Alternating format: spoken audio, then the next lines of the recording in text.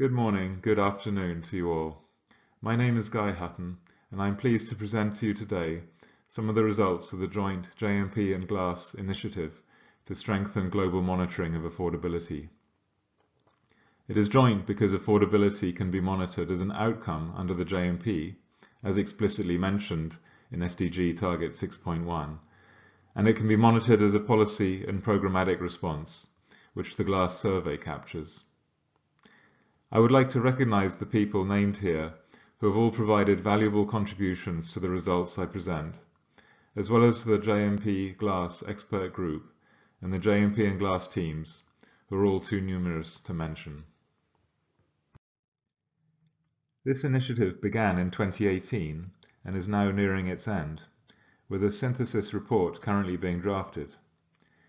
The initiative's goal was to develop a common vision and accepted methodology for monitoring WASH affordability globally for the SDG period and beyond, and a spin-off would be that it would also provide methodologies and encouragement for countries to conduct their own monitoring. The initial work of the expert group was to build consensus on what affordability actually means before we start thinking about how to monitor it.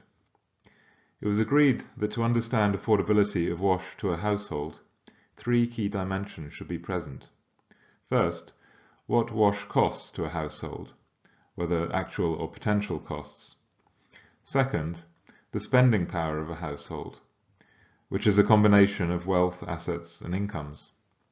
And third, the spending needed to meet other essential needs, which indicates what other needs for spending WASH is competing with. Hence, the table shows the level of vulnerability with respect to the interplay of these three dimensions, with the most vulnerable households being those that are the low income and have high WASH costs, and they have little support from the welfare state or other sources for their other essential needs. Affordability is therefore the interaction of these and is very context specific. Another useful way of categorizing households is where they fall in this diagram, and each quadrant will mean a different measure is needed, either making an existing service more affordable, i.e. moving from quadrants 1 to 4, or improving a service and keeping it affordable, i.e. moving from quadrants 3 to 4, or both, moving from quadrants 2 to 4. However, we need a method or an indicator which will classify households into the affordable or unaffordable category, which I will cover now. The experts also agreed on 5 different angles from which affordability can be captured, as follows. How people behave. This is known as revealed preferences. What people say. This is known as stated preferences. How WASH expenditures compare to an agreed benchmark. This is known as the expenditure threshold approach. What is a household's poverty status, which indicates deservingness for supportive measures.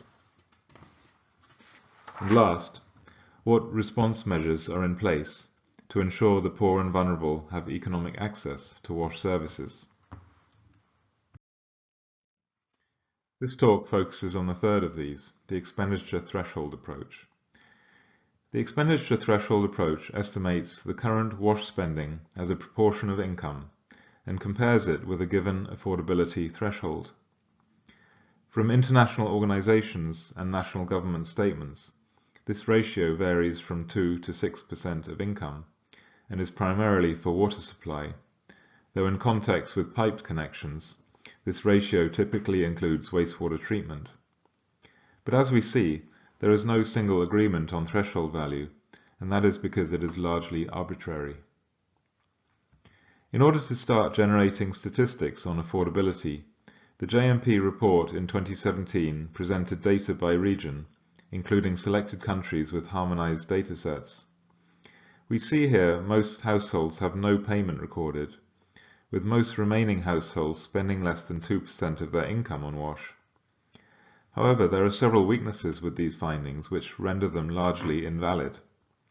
These include no payment typically means no or limited service, or it excludes some financial costs and time spent on accessing services. Also, in this graph, we get to understand nothing about those who are experiencing higher costs. So in these analyses, it is the vulnerable populations we should be focusing on. To dig deeper and understand more about wash affordability from different angles, and how affordability indicators have performed, our initiative conducted case studies in 6 countries. It is drawn on globally available datasets, as shown here.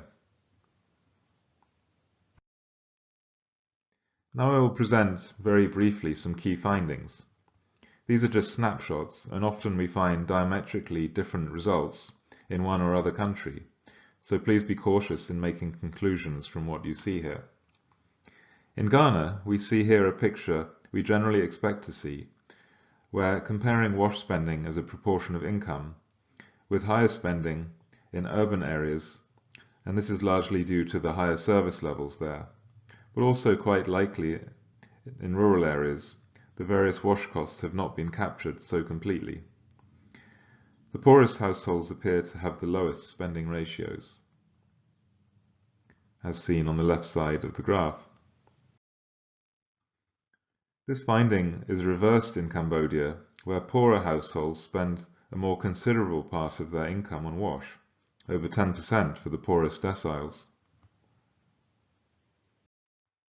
Looking at service types and levels, we see quite a variation between urban and rural areas in Zambia, with rural areas, shown in the blue bars, spending a higher share of their income on pipes and on unimproved water sources. And also in Zambia, and no surprise to us, rural residents face significantly longer distances to fetch their water sources than urban residents, so time costs will be more important in rural areas. This graph shows the value of time in Ghana, estimated using minimum wages, and it shows that adding these time costs to financial costs leads to massive increases in overall cost as a percentage of income, especially for lower deciles, as shown in the blue bars. Naturally, we need to question what value we give to time spent fetching water, but even if it was a fraction of what we used, it would still be a significant cost for many households. So far, we have only looked at what wash services currently cost households. What if we bring all households to at least a minimum level?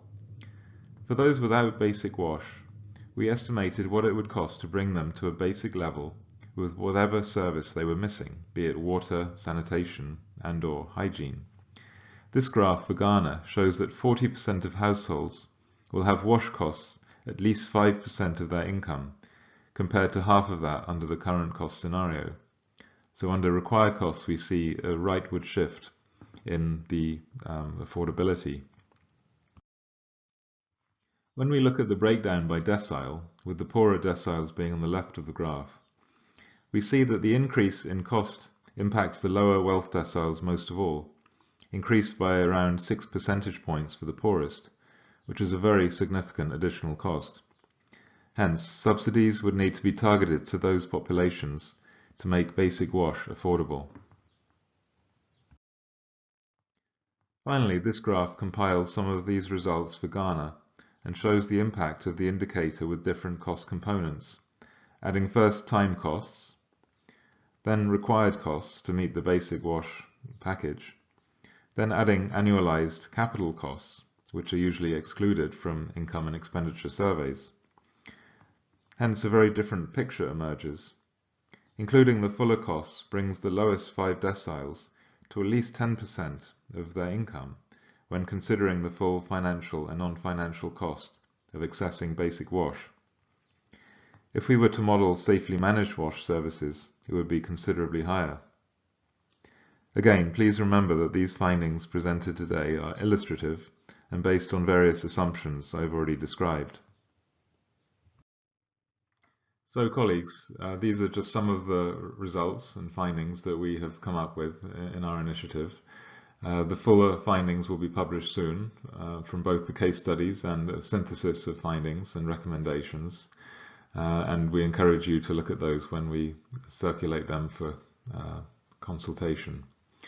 But we certainly find these results challenging our view of affordability and how we can best measure it and respond to it.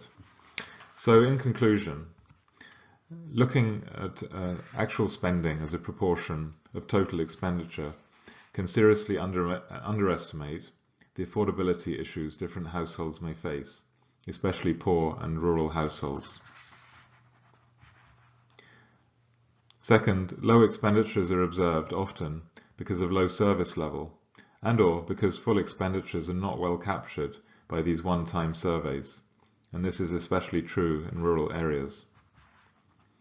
Third, time costs indicate the value rural households might place on their time, not to mention the gender and child dimensions of water hauling. And fourth, other aspects of affordability, including policy responses, need to be looked at together with the expenditure data. So we look forward to sharing the fuller results soon. Thank you for your attention. I look forward to the discussion that will follow.